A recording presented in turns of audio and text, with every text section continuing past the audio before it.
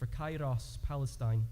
In 2021, Muna obtained an MPhil degree in intercultural theology and interreligious studies from Trinity College, Dublin. She joined the World Communion of Reformed Churches in December 2022 as the Executive Secretary for Mission and Advocacy. Muna is also a writer that aims through her work to articulate and bring together a narrative that represents the diversity of Palestine and Palestinians while highlighting the Palestinians' voice and agency. Then our third speaker will be Priyanka Sami.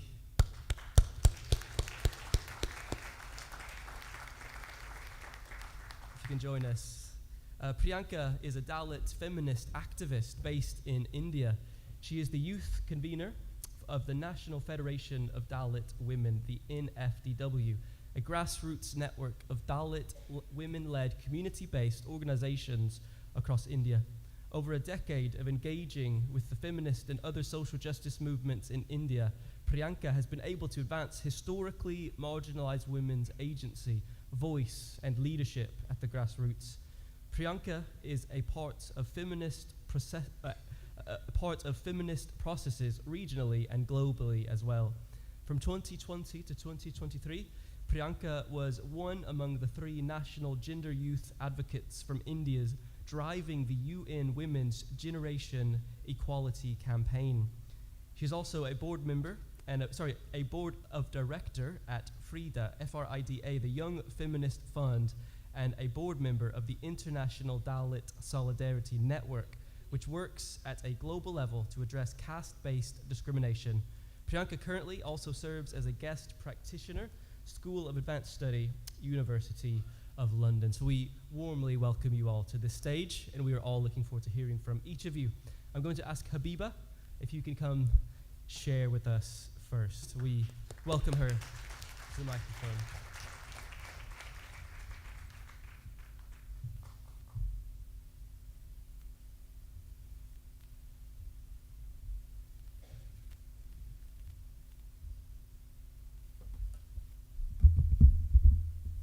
Hello everyone. I hope you're all having a good time. I like doing activities to freshen up the room and spike the energy. But I was told I only have 15 minutes, so I'm going to be as brief as possible.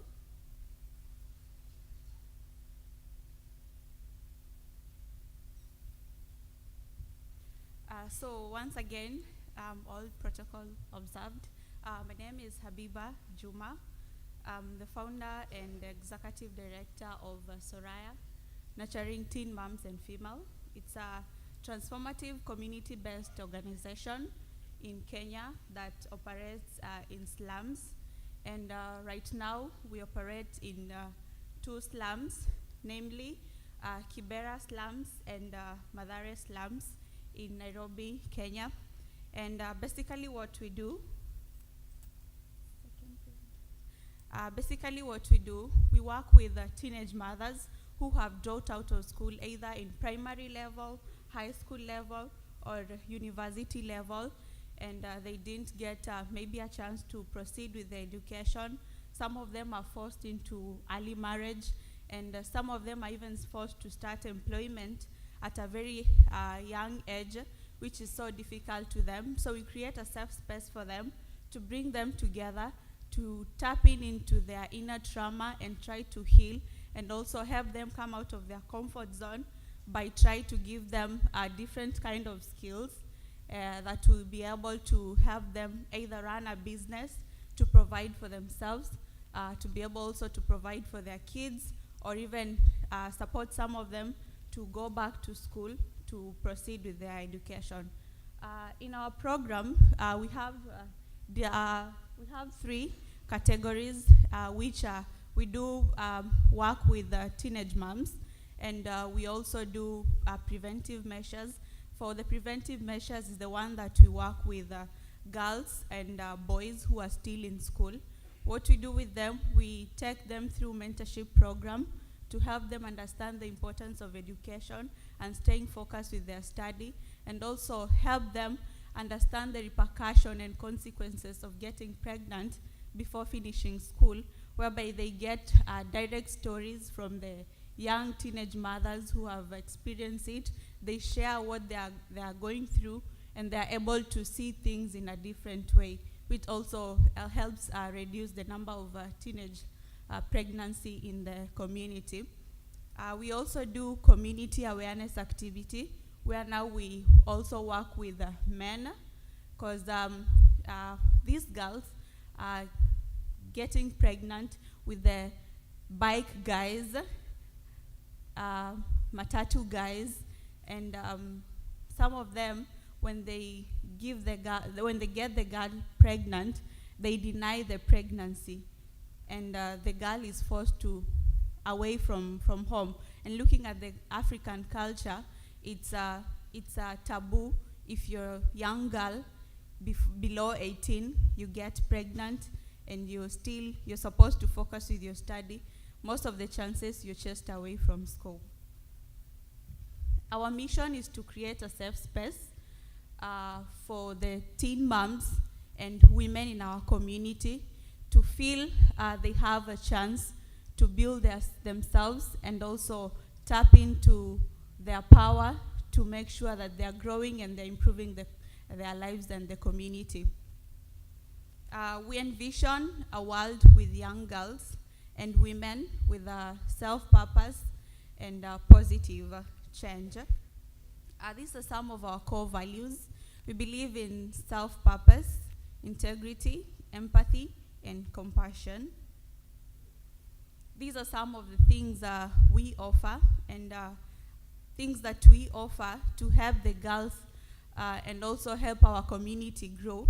We offer training on capacity building, whereby we tackle areas like sexual and maternal reproductive health, personal development, which is very key, because when we get them or we onboard them to the training, they're not open-minded, and they have a lot of trauma, fear, and everything. So we create a very safe space for them, talk to them, help them heal, and also help them see things on a different way, so they can be able to concentrate on the other intensive trainings that we offer to them. We also do parenting and nutrition for the babies, for the health of the babies, and we also do community awareness program, whereby we work with religious leaders, and we work with community members to ensure that we are reducing cases on teenage pregnancy and gender equality. We also do mentorship, whereby it's a social and relationship post-pregnancy, maternal health, post-pregnancy, and faith support. With faith support is when we bring priests and sheikhs to the training. They talk to the girls, because it's not only the issue that they are facing, they also need to come back to God and realize the way that they're supposed to be living in a good way, which is acceptable and godly. That's why we work with the priests and sheikhs. We bring them, they talk to them, and also create a more safer space for them to believe in themselves.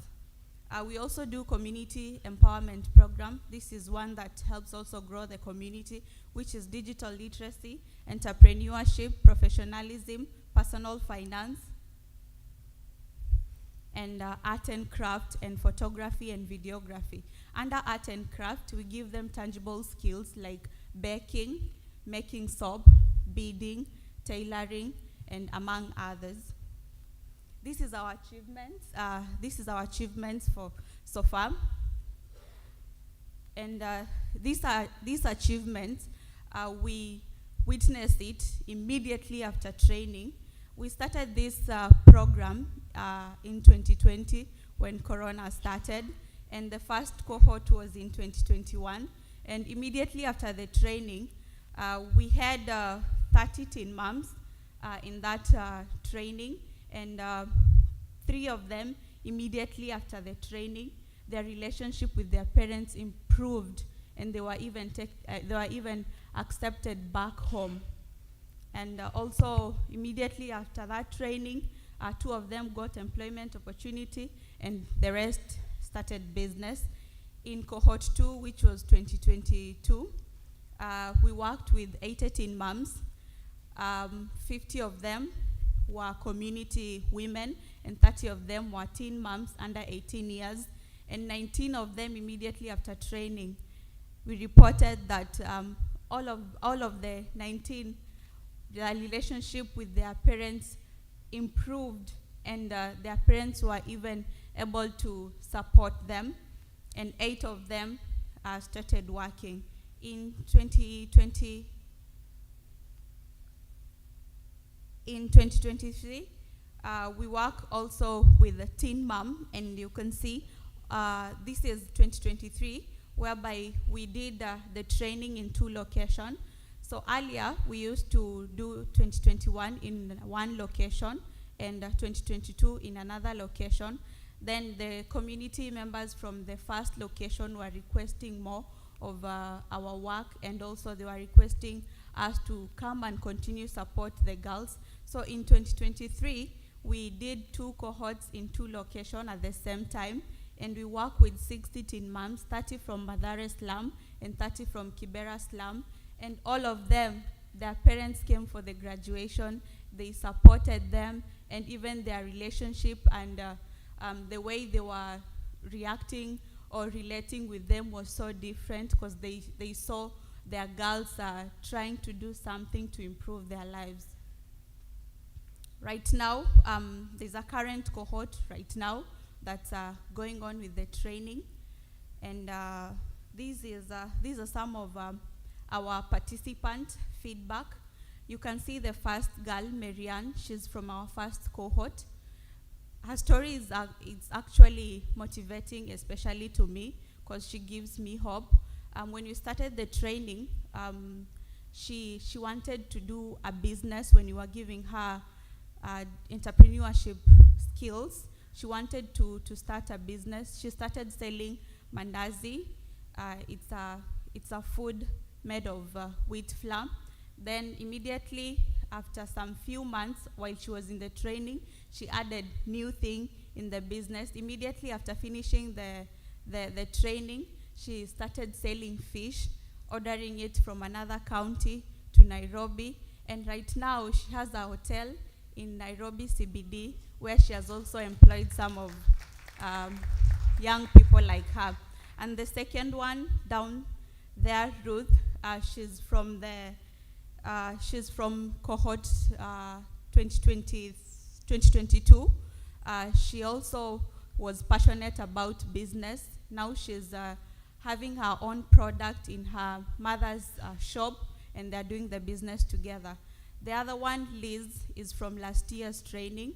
She relocated from one location to another, but she used to make sure that she's coming for training. And immediately after that, she now has a business, and that's her hotel, Lizzie Classy Hotel. The next one, it's Valerie, Valentine. So Valentine is also from last year's training. Immediately after training, she opened her business. You can see there, a push motor spare parts. She sells spare parts for bikes, but recently when I was talking to her, the baby daddy took over the business because he invested a lot of money in it compared to her, so they had to split. Now she's trying to venture in other things. These are our participants from last year's training. They won a gown. It was the first time for our organization, and it was so nice. This is one of the graduates from one location. And these are some of the job opportunities training that we took, some of the beneficiaries who completed our program. So the first picture, some of the girls are doing tailoring with a partner organization. The other picture, some of the girls are doing they are making artificial dreadlocks with another partner organization. And the third row, it's our girls. They are learning how to bake cake and make soap. This is our recent response on climate change that affected a lot of areas in our country, especially the slum. And our response to that, we did collect some clothes from friends and from well-wishers, and we went to take the clothes to the affected teen moms in the different locations. And also we partnered with the Red Cross and did a food drive for them. We gave them a can for putting clean water and also some pack of food. Our next step, which is this year and next year, we want to do a lot of impact documentation, and we welcome partners who would like to join us in working and do change and transforming life. And we also want to do a lot of team buildings to bring the community together and also address different cases, i.e. teenage pregnancy, and expand our reach. Also, we welcome anyone who has more skills on curriculum development to see into our curriculum and help it develop to fit the girls and also things that are required for the job.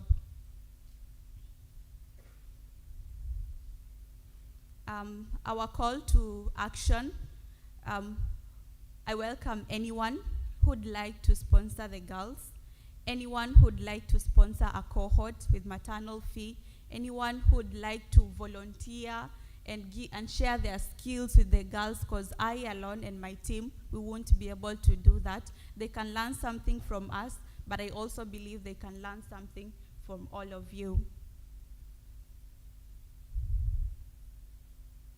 And I have a very short video. I want to play it so that you can see the overview of Kibera and the life the teenage moms are living in it.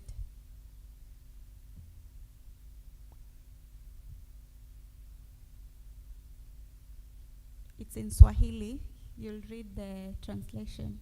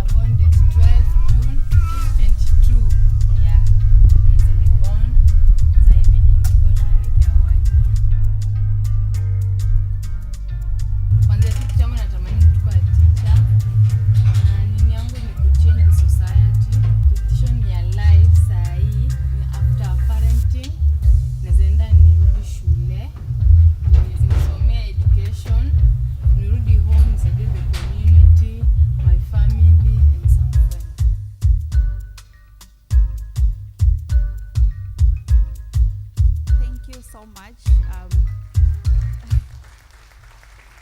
Yes. In case you want to get in touch, our email is soraya@gmail.com, and that's more information. Thank you so much for your time. Thank you, Habiba, for that wonderful presentation and showing us the faces of these people who've been transformed by your excellent work. I'm going to ask our second speaker, Muna, if you could come and share with us now, please.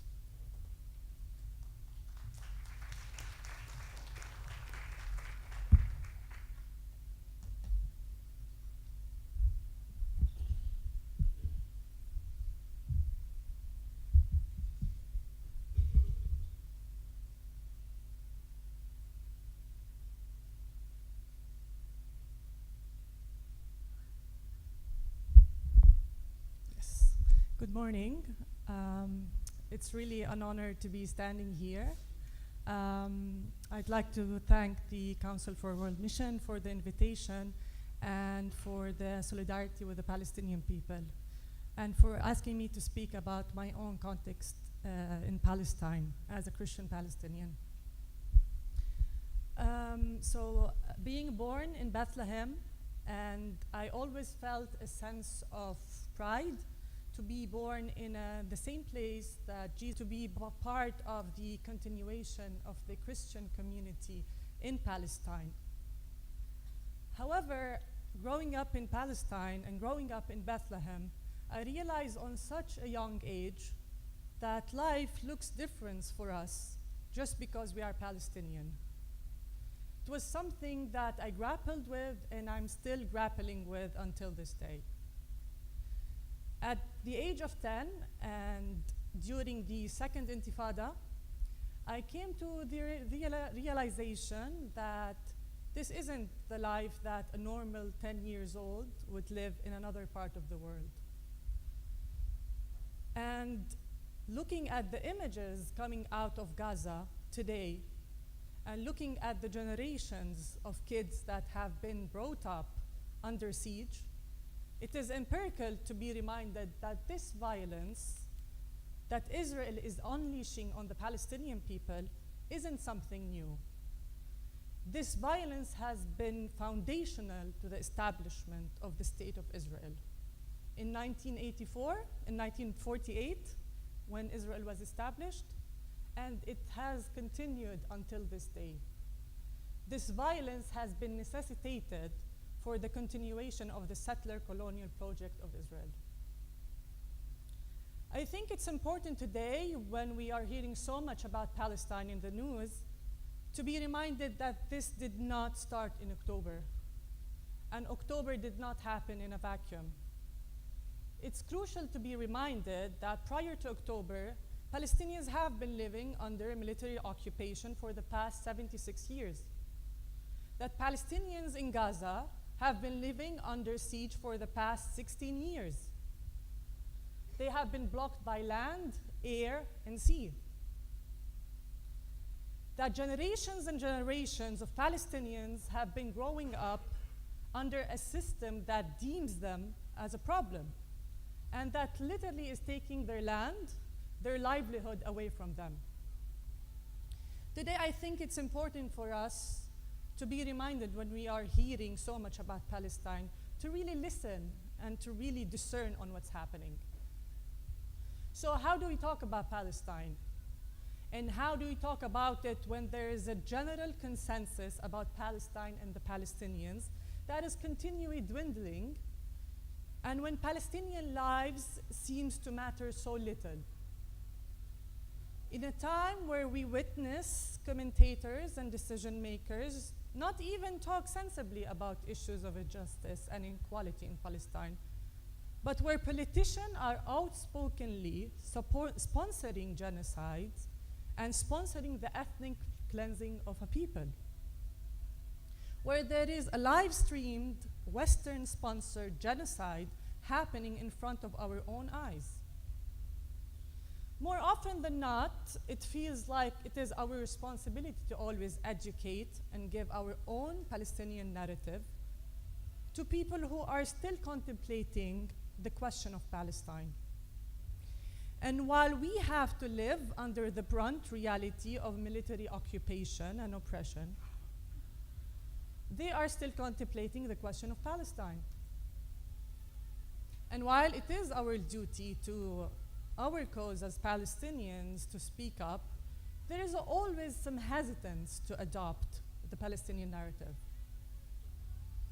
Today, what you witness in the West Bank, in Hebron, in Jerusalem, in Bethlehem, in Jenin, is almost complete erasure of human rights. The rights of movement, the rights of ownerships of homes and land, the humiliation and degradation that Palestinians are witnessing today are so blunt and evident, one cannot believe they still exist in the 21st century.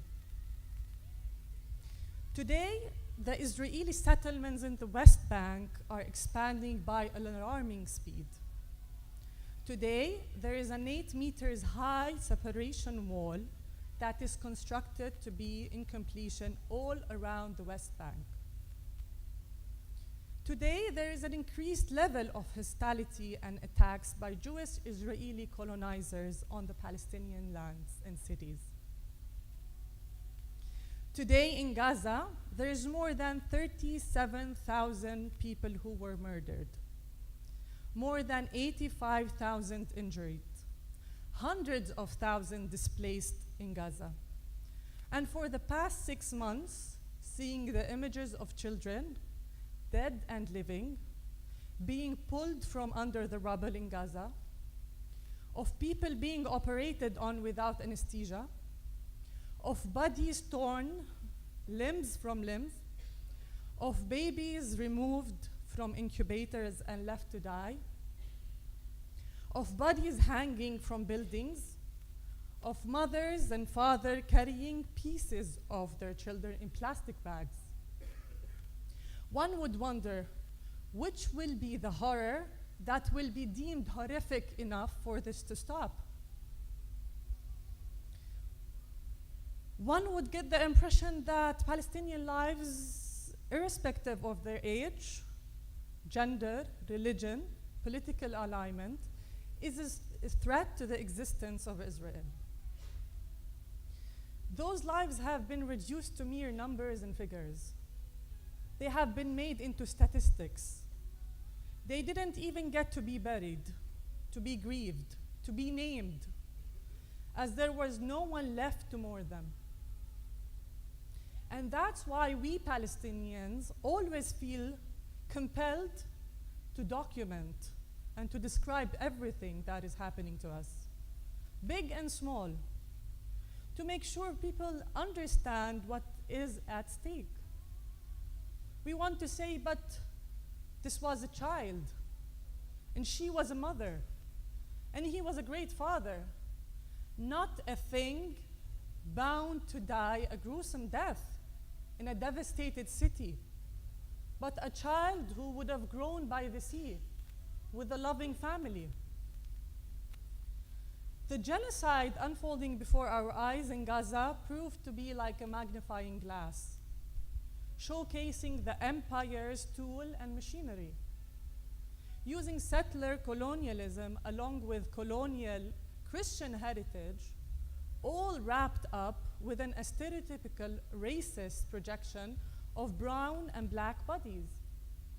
It has supplied Israel with all the toolkit that is only permitted on the other. Out of the horrific attest to humanity that Gaza has unfolded of the world, it has also shown what dissenting, resisting means. It showcased that the cries, the resistance, and the hope of people who seek life, livelihood, who seek to stay in their land to enjoy their freedom by multiple means, are seen as problematic and are seen as uncivilized, are seen as barbaric, or even are seen as terrorists. They are reduced to rubble by lethal weapons and made invisible by the software that deems them as the other and deems them as the stranger on their land. The software that presents some lives to be grievable while others are not. Palestinian lives and voices and existence is considered a threat to the Israeli settler colonial existence. And therefore, how can one talk about life-flourishing community when there is a Western-funded, ideologically supported, theologically operated system that delegitimizes and problematizes the Palestinian people and translates it into the annihilation of complete bloodlines, of complete city, of churches, of hospitals, of mosques, of homes and lands. Cities that had history and had cultures and had lives, full of stories and full of wanting to live and to remain on the land. In it all, Christian theology has played a role in almost all settler colonial projects. In South Africa, in North America, in Australia. So settler colonialism has shown its faces in many contexts around the world, and Palestine is no exception. However, what is happening in Palestine using the Bible is an exception. The Bible, many Christians have been using the Bible and weaponizing the Bible to justify the occupation and the military occupation of Palestine and of the Palestinian people. Using Christian Zionism to do that for the past 200 years. And if we as Christians are not outraged by this genocide, by the weaponizing of the Bible to justify it, by the militarizing of Christianity, then there is something deeply rooted, deeply wrong with our Christian witness. And it is really compromising the credibility of the gospel. So going back to what does life-affirming communities look like in the Palestinian context? I think the Palestinian people over the decades, since the Nakba in 1948, since the Naksa in 1967, witnessing and surviving the first and the second Intifada, the multiple wars on Gaza, and the current genocide in Gaza, it has produced and has sustained the Palestinian people with the rootedness of the land. So I think when we talk about life-flourishing communities, we should talk about the sumud as a concept for the Palestinian people. So sumud is an Arabic word that translates into perseverance and resilience. And I think it is something profoundly Palestinian because it really resembles and it really defines the Palestinians through their rootedness on the land and through their rootedness on this land, because this land really is not only a geographical location for the Palestinian people. It's a land where they understand themselves through being on the land, through building their life on this land, through being connected on this land. So Sumud has been anchored in the strive of the Palestinian people to a cause of justice and to a historical rootedness in this land. This rootedness has seen sufferings and the persecution of the Palestinian people, but it also continues to propel a sense of steadfastness towards achieving hope for people on this land. And through their rootedness, their loving life culture, it's through this belief that one really has hope and has faith that we will be able to build a life-flourishing community on this land, aside from all this suffering, but we will be able to build life-flourishing community on the Palestinian land. Thank you.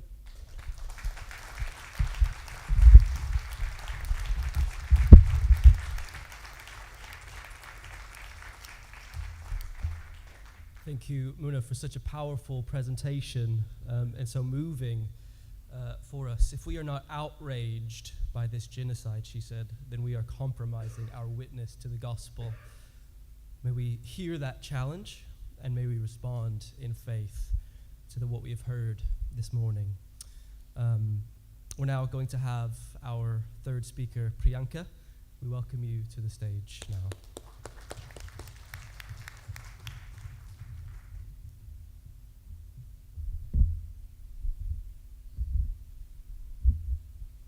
Hello everyone, I'm a grassroots activist and we don't start anything without a slogan. So the slogan is, break the silence, end the violence. So I will say, break the silence, and you all will say, end the violence. Are you with me? In solidarity with the people of Palestine, break the silence, end the violence, break the silence, end the violence, break the silence, end the violence. Thank you. Jai Bhim. At the outset, I would like to thank the Council of World Mission for inviting me to this beautiful assembly in Durban. I'm absolutely delighted and honored to be here with you today. Today, I've been asked to discuss life-flourishing communities from the lens of the Dalit communities across South Asia. Let me tell you a story.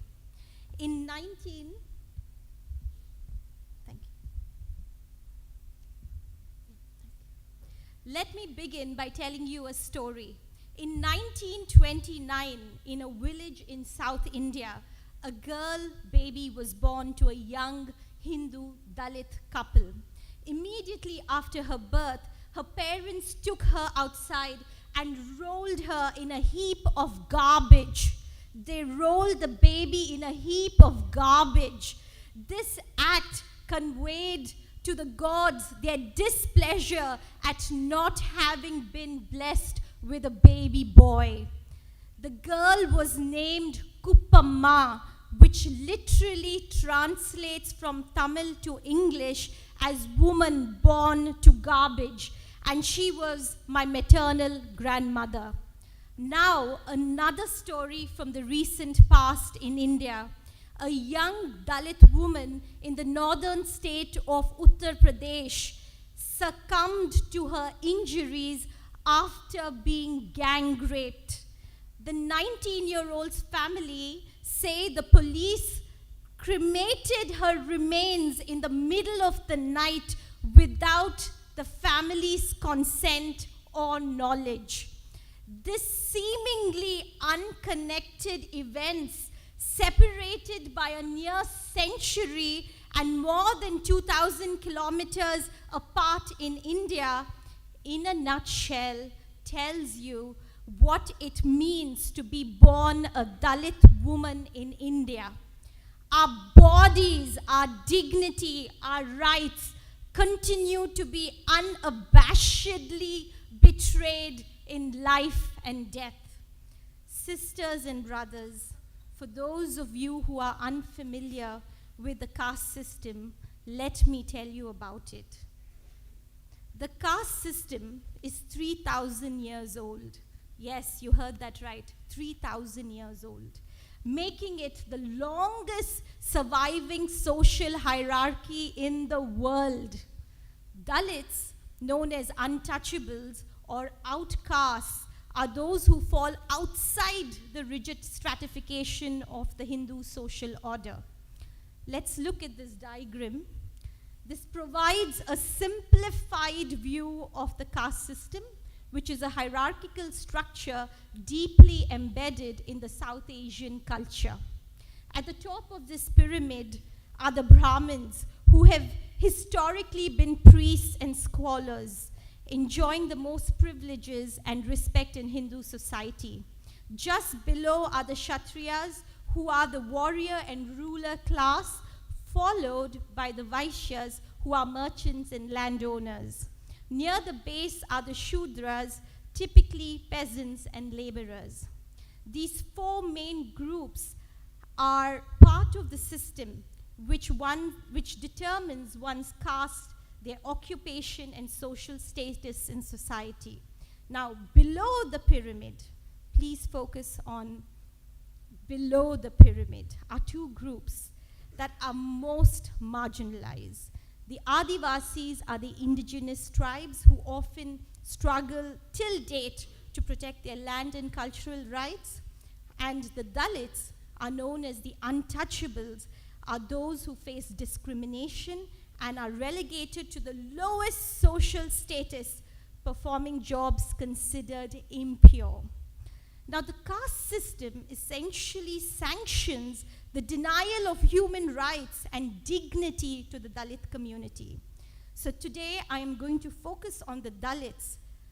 They are 217 million worldwide, 80 million of whom are women. Caste-based discrimination stems from the social cultural beliefs that label the community as unclean, impure, and polluted. Dalits, even today, even as we speak, are forced to do dehumanizing work such as manual scavenging. A lot of you outside South Asia may not understand what manual scavenging is. It is to clean human waste, to clean human excreta by hands, manually. The brutal practice strips Dalits of dignity, trapping them in a cycle of poverty and severe discrimination. Next. This is nothing short of modern-day slavery, ladies and gentlemen. Dalits are seen as so impure that even our shadows are believed to pollute those belonging to higher castes. In rural India and rural villages across South Asia, Brahmins are the priestly class, if you remember from the previous slide. Brahmins would immediately cleanse themselves with water if a Dalit shadow is cast on them.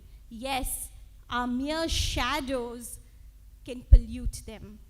So caste manifests in many guises and to varying degrees, depending on the context, from manual scavenging to Dalit girls being forced into prostitution in temples known as the Devadasi system. That is a little girl, less than 10 years old, being offered as a prostitute to the priests in the temple, to the Brahmin priests in the temple. And this continues till date, brothers and sisters. So caste-induced power structures are not just confined to operating within social institutions alone, but influence every aspect of society and every aspect of life. From the political economy, it informs markets, businesses, all socio-cultural, economic, and political institutions till date. So this deep-rooted stigma perpetuates severe political and socio-exclusion and untouchability. Despite 75 odd years of constitutional safeguards and equality before law across South Asian countries, Dalits remain at the bottom of the social ladder and face caste-based discrimination in varying degrees in their everyday lives. The practice of caste, this is very important to note, the practice of caste is widely pervasive, not only in South Asia, brothers and sisters, but it is pervasive across the globe through the South Asian diaspora. Therefore, it is a global issue. It is just not an issue of South Asia. Dalits have been long arguing that caste is a basis for discrimination on par with racism and apartheid. Both the practices of racism and casteism operate on the premise of purity and exclusion. I will say that again. Both the practices of racism and casteism operate on the premise of purity and exclusion. Therefore, parallels have been drawn on the similar struggles of the blacks and the Dalits and the need to decolonize and de-Brahmanize social structures throughout the globe. Even when Dalits convert from Hinduism to Christianity to escape caste-based discrimination, we often find their caste identity persists, imparting impacting their social standing. Even within our churches, I want you to hear this, even within our churches, caste often precedes other identities, leading to continued discrimination and segregation among congregants. This caste-based prejudice manifests in various aspects of church life, from social interactions to leadership roles, perpetuating a social hierarchy within our churches. Most often, people from the upper caste, the privileged classes, occupy influential and decision-making positions within our churches across South Asia. For instance, although more than 80% of our people in our churches are Dalits, the leadership roles are appropriated by the 20% who belong to historically dominant castes, right? So our churches are patriarchal and casteist institutions. Our churches are not egalitarian by any measure. Therefore, Dalits have been advocating with socio-economic, political, and religious institutions, including our churches, locally, regionally, and globally, to recognize caste-based discrimination as a global issue on par with racism, ethnicity, gender, among others. And I absolutely cannot leave this assembly without flagging this critical issue. The caste system, as the world's most enduring social stratification model, casts a long shadow on other forms of oppression, from racism to settler colonialism. The caste system's blueprint of segregation and hierarchy have uncanny resemblance and parallels in the mechanisms of oppression observed globally today. We live in times where struggles for social justice and equity converge, revealing inherent similarities between issues. For instance, the Dalit and the Palestinian cause. Though our realities may be distinct, they are deeply interconnected within the same fabric of resistance against targeted, systemic, and intergenerational oppression. So we, as Dalits, understand the urgency of dismantling structures that erase and dehumanize us.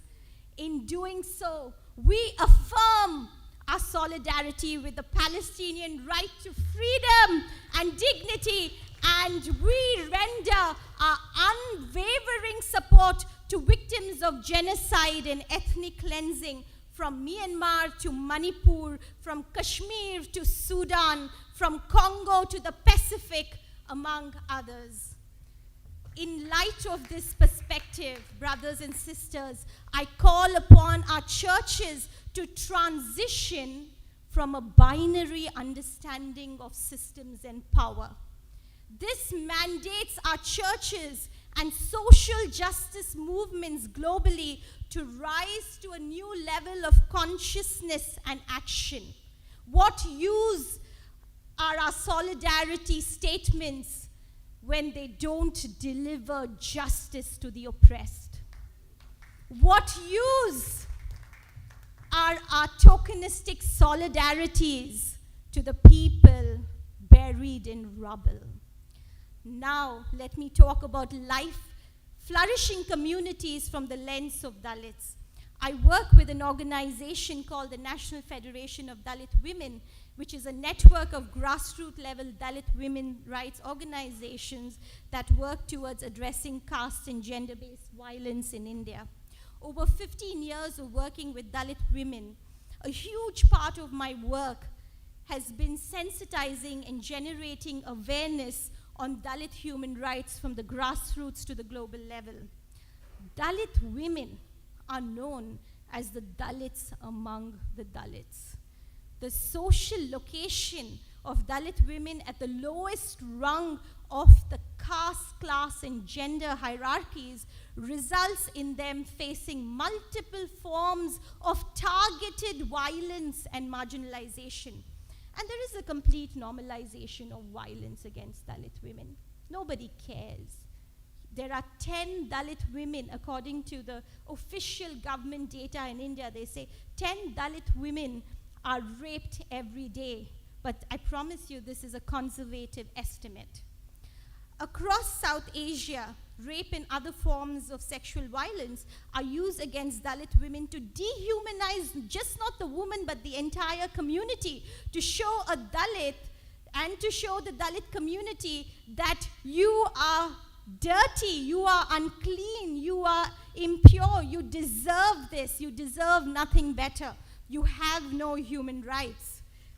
The state and the church have failed to protect Dalit women's rights and dignity, which enable the continuance of this targeted violence. Therefore, the focus of our work at the National Federation of Dalit Women is to address caste and gender-based violence and atrocities. We provide psychosocial support and legal support to survivors of violence. At the grassroots, in the communities, we heavily invest in developing and strengthening voice, agency, and leadership skills of Dalit women and girls. They are so marginalized that they do not get adequate opportunities or spaces to voice their opinions, their challenges, and their lived realities. Therefore, facilitating spaces for their active engagement and capacity strengthening efforts is our primary goal. And in our pursuit to leave no one behind, we prioritize community development, mentorship programs, skill development training that support Dalit women and girls in a way that brings about transformational changes in their lives. We also work with Dalit youth who are an extremely vulnerable constituency. Despite affirmative action across South Asia, Dalit youth continue to struggle with access to basic services, especially education. And these challenges related to education are rooted in a historical legacy where Dalits were systematically denied educational opportunities for centuries. Remember, we're talking about a 3,000-year-old system. Therefore, we work towards facilitating higher education for youth from our community. We believe in promoting transformational education as it creates access to improved and more dignified livelihood options and contributes to building socio-economic, political, and cultural capital that we Dalits have been denied for centuries. You know, at the National Federation of Dalit Women, we run a campaign called Pass the Mic, literally pass the mic, where we bolster the agency of young Dalit women, where we encourage and empower them to be at the forefront of all community efforts. We believe it is critical for Dalits to set and drive the agenda. We at the National Federation of Dalit Women believe in the agency and power of Dalit women to lead and transform their communities. We have learned on our feet to organize not just locally or nationally, but also transnationally, to create, to consult, to collaborate with stakeholders across the spectrum. Building solidarity with other oppressed communities and engaging with the international community such as this has given us a place, has given us struggles to eliminate caste-based discrimination a place in the global justice movement. These international platforms to collectively assert and validate our struggles has been supremely useful in visibilizing our issues. Despite the backlash we face while doing our work at the local level, at the national level, and at the global level, especially from our governments, we continue to fight back, because we believe the emerging social capital of Dalit women has the potential to change status quo. So I will conclude by suggesting a few things for the church. My humble submission to this august house is that our transformation solidarity and action is very, very critical. It is an urgent call for churches to move from tokenistic solidarities to transformational solidarities. I will say that again. We need to move from tokenistic solidarities to transformational solidarities in action. This transformational solidarity must be unapologetically rooted in the principle of intersectionality. This will ensure that the agendas and missions are not just representative of historically marginalized communities, but are led by them. The underlying understanding behind this strategy is those who live through oppression have the most vital insights into their conditions and the most compelling visions for their liberation.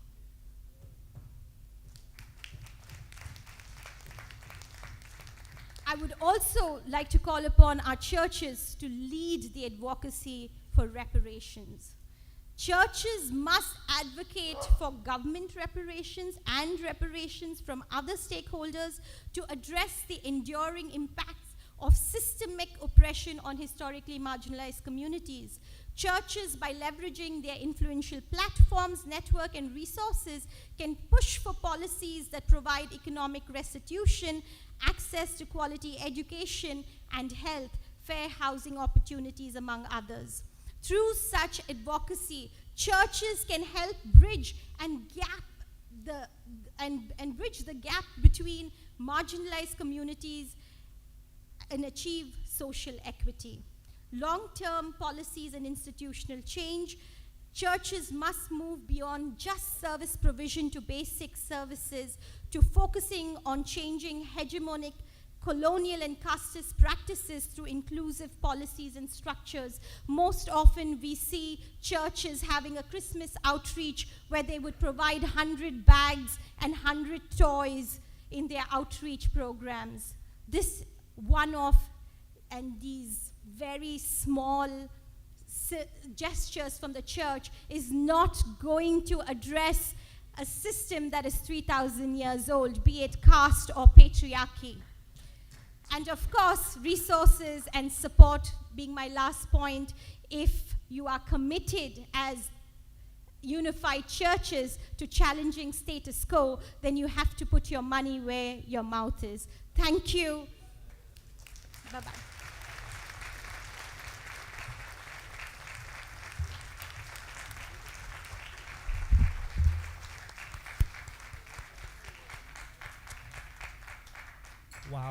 Wow. Thank you, Priyanka, for inspiring us with your voice, your work, and your concrete call upon us to overcome social hierarchies and build life-flourishing communities for all. We're going to take a little bit of time now to just process some of what we've heard at our tables. I'm going to give us until 11:35 because then we want to field our questions to our speakers, and we'll have about 10 minutes to do so. So make sure that you keep your questions, your comments as brief as possible so that we have enough time to discuss these things. So you have until 11:35 before we will come to the microphone with our questions.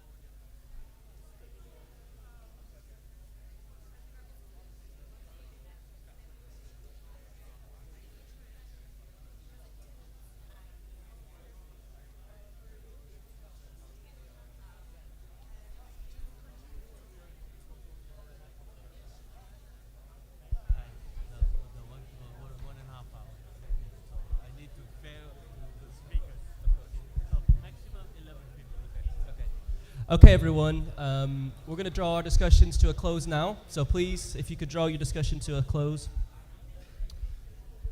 And then I invite you, if you have a question or an encouraging comment maybe, to come to the microphone.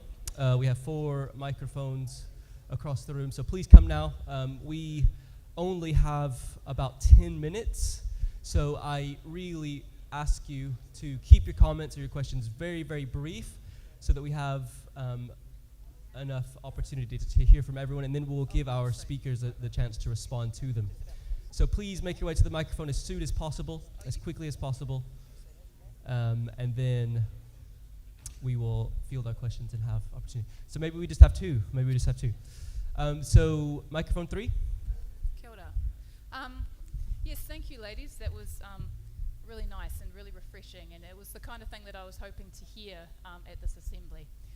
In particular, the caste system in India.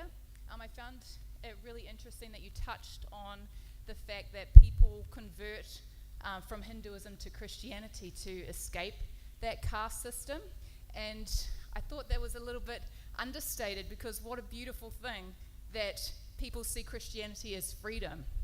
And so I just feel like, and the gospel has the power to transform India, and the power of his blood to break off that caste system. And so as a table, we just blessed India, and we released revival upon that nation in Jesus' name, because his blood can break every chain, and that's what the caste system is. It's a chain, and that's what his blood paid for, total freedom. So I hope you receive that we are interceding for your nation, and we believe the gospel can change things, including 3,000-year-old systems of oppression. Praise the name of Jesus. Thank you for that From the encouraging same comment. table, I just add on a compliments to the Dalits.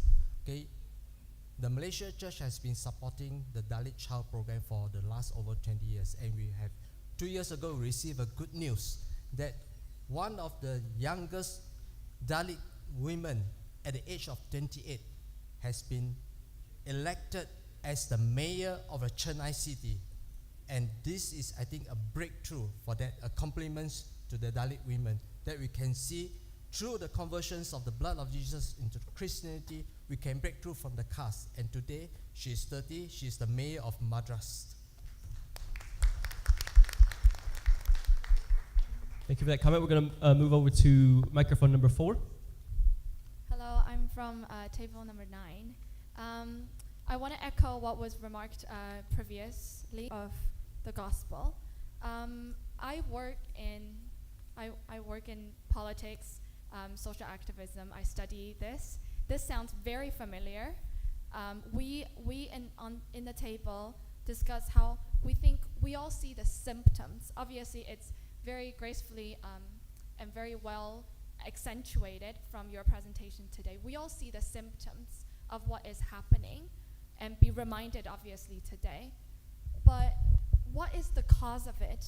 How are us Christian social activists different from secular ones in terms of explaining the cause of these injustices in the world?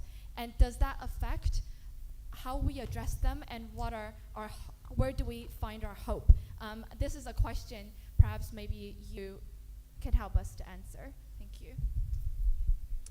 Thank you. And then we have a microphone 3.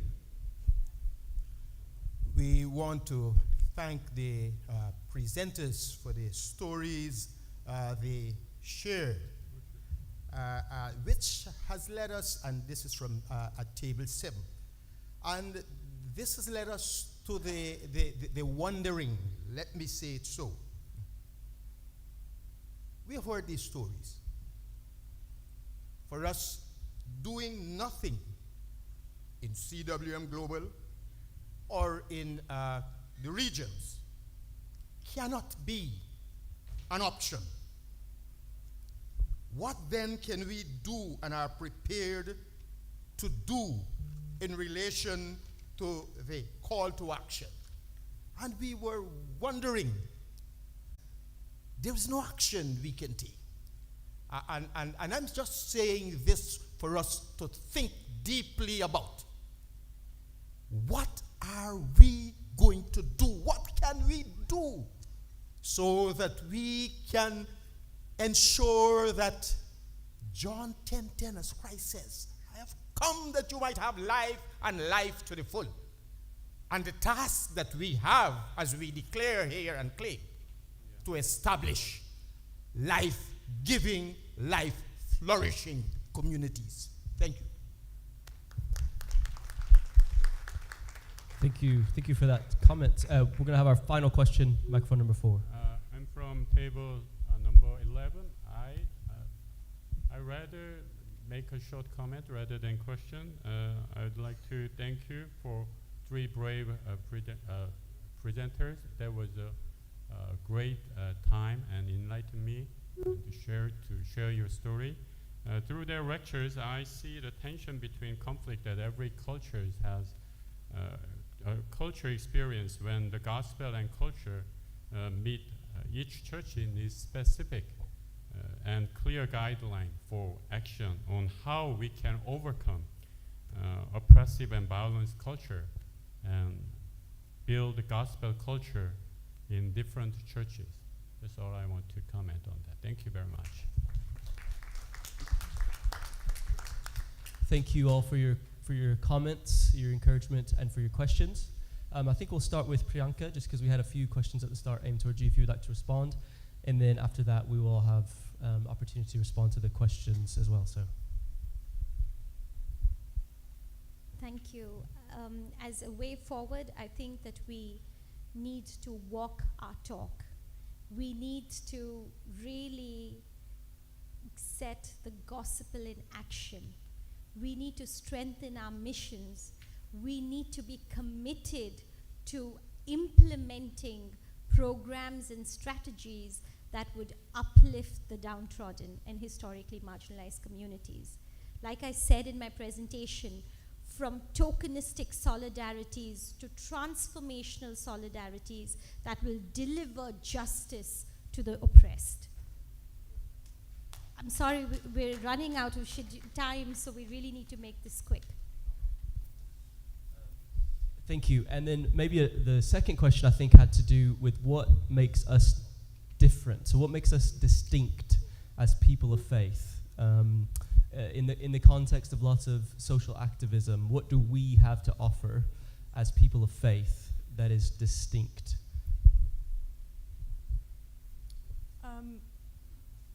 I think maybe I'll push back on the question a bit and problematize it, because I think the minute we start saying we're different, the next thing we say we're better. And that's a problem, I think. So I really think that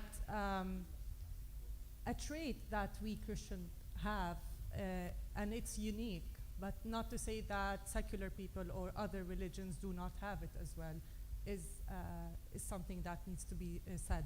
But I think a trait that we Christian, or in my point of view, I think is the constant challenge to what truth is and to finding the truth, and that there is no one answer. It's always a developing process of trying to find an answer.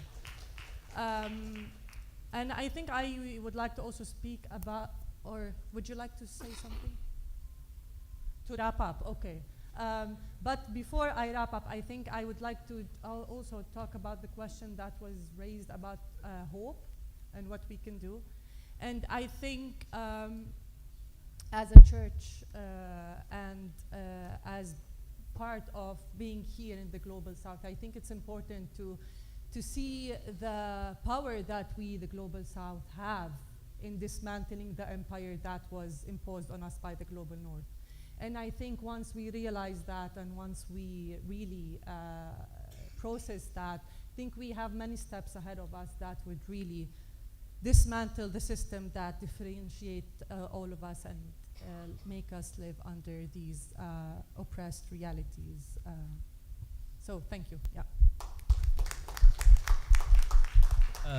Unfortunately, that's all the time that we have for this discussion, but thank you, all three of you, for your wonderful presentations and for challenging us this morning at so many different levels. And I invite all of us as well just to thank them. And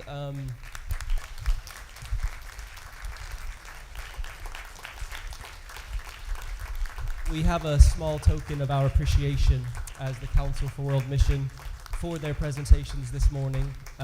We have a book, our most recent publication, for each one of them, and also a plaque, just to show that we really appreciate their time and the energy and the resources that they put into sharing with us. So could we all clap for them?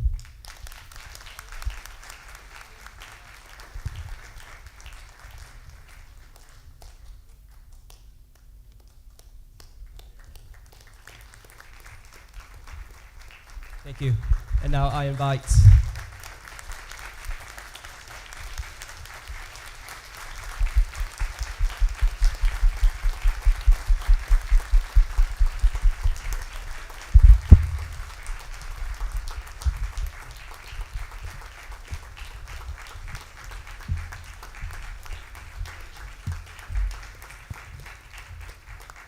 let us give thanks to our excellent moderator too.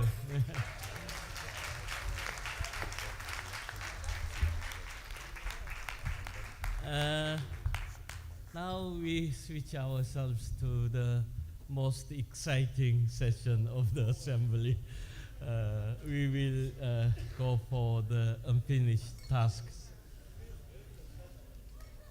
While they are rearranging the podium,